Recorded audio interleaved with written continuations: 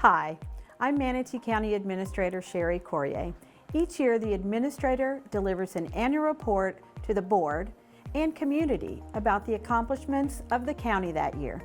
It would be impossible to talk about 2020 without covering the outstanding efforts responding to the COVID-19 pandemic from all corners of our government, citizens, and County Commission. The county's response to the crisis constantly evolved as new information became available.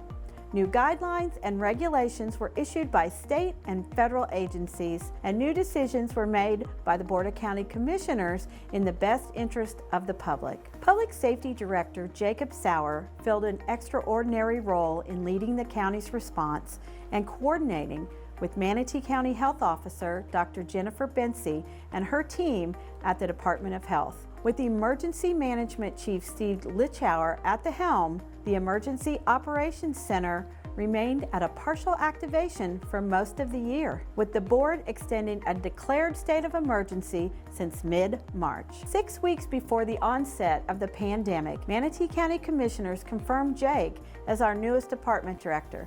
Jake succeeded because of the strong relationships he's forged with community health providers and the Department of Health, but also because of the strong team supporting him at Public Safety. Chief Joe Westerman's Beach Patrol team was instrumental in the early days of the outbreak, conveying important local and state information to beachgoers on the island and to water lovers at public boat ramps.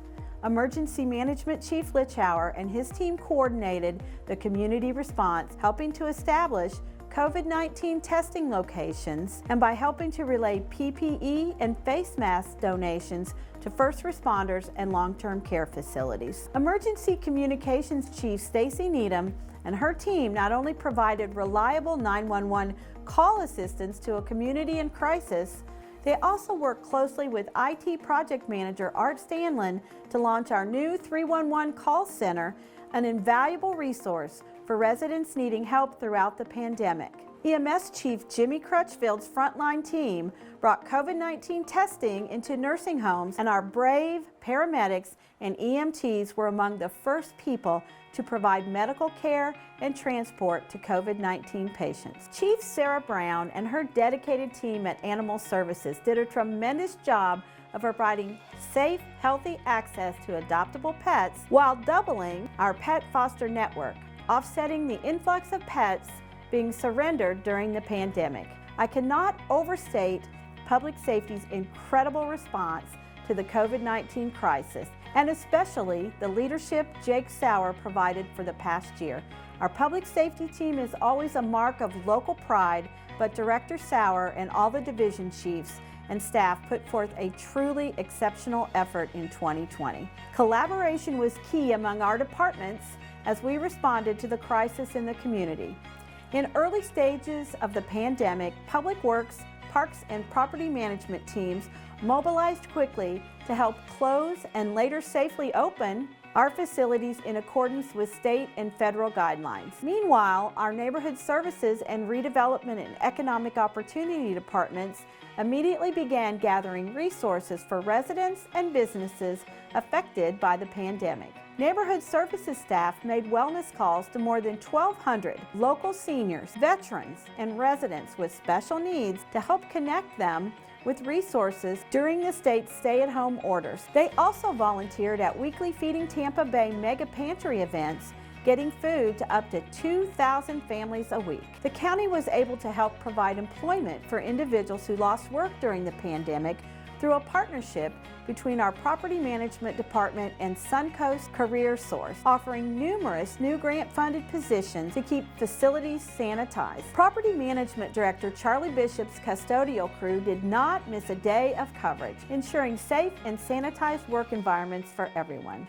Code Enforcement Chief Jeff Bowman and his officers helped educate local business owners on the latest updates from the governor's Safer at Home orders and reinvented their roles on the island by leading the way for public safety on our public beaches. Our financial management, human resources, and IT departments worked hard to ensure an organization of 1,900 employees continued to function seamlessly despite the COVID-19 pandemic. Together, these departments developed guidelines and acquired, configured, and distributed necessary equipment and technology to enable staff to immediately transition to teleworking. As employees returned to the office, Human Resources worked with Public Safety to establish guidelines to ensure employees could remain at work, serving the community while also being safe. The team established rapid testing options for employees that helped reduce absenteeism, and they created access to emergency child care options for public safety employees so they could remain working when schools were closed. Parks and Natural Resources staff worked hard to deliver the highest level of recreation opportunities despite the pandemic.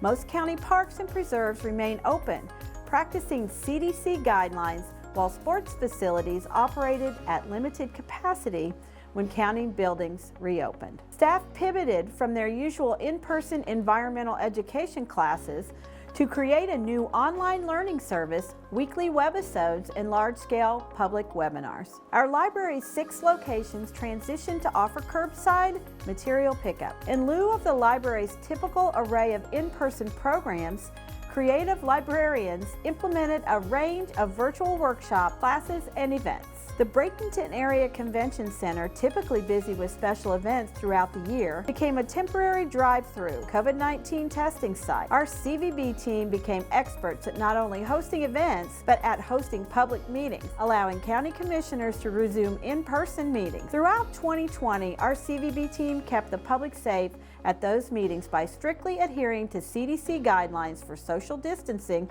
and cleanliness, while our IT department implemented Zoom to provide a virtual option for meeting participation. CVB staff also worked with the Information Outreach Team and Mask Up Manatee Coalition to help with the design, ordering, and distribution of 50,000 Mask Up Manatee masks for adults and children. Spearheaded by county administration along with the health department and the school district, the Mask Up Manatee Coalition unites more than 40 government agencies, businesses, medical providers, and nonprofit agencies to fight together against the spread of COVID-19. From the onset of the pandemic, it was clear that statewide stay-at-home orders and other precautionary measures were going to take their toll on residents and business owners throughout the state. When state funding assistance became available through the CARES Act, our REO team, led by Director Jerry Lopez, quickly transitioned the office into the local assistance headquarters for those suffering losses from the pandemic. As notification of expanded federal funding of $70.5 million became available, Deputy County Administrator Karen Stewart led the way to establish protocols, while Financial Management Director Jan Brewer and Grants Manager Hunter Foxwell established reporting and distribution standards. The CARES Act team has worked countless hours to fairly and efficiently award CARES relief to Manatee County's eligible residents and business owners who needed it the most. REO created the Housing Assistance Program, or HAP, and the Safety First Small Business Grant Program, providing about $13 million in assistance to more than 1,200 residents and businesses affected by the COVID-19 pandemic through both our CARES Act funding and other state funding sources. At the same time, Neighborhood Services Director Ava Eady, Compliance Coordinator Elaine Mayholtz, and Susan Ford, leading our Children's Services programs, approved nearly $16 million in CARES Act funding for local nonprofit programs promoting community health and well-being and economic recovery for residents in Manatee County. By the end of 2020, it will have been more than 300 days since the first case of COVID-19 was diagnosed in Manatee County. That's 300 days of our staff adapting, innovating, and working hard to respond to the pandemic and keep our residents safe. I could not be more proud of the way our local government and leaders have responded to a crisis that has impacted the lives and livelihoods of all Manatee County residents. And I look forward to the day when the virus is contained and we can resume the exceptional quality of life we have in Manatee County.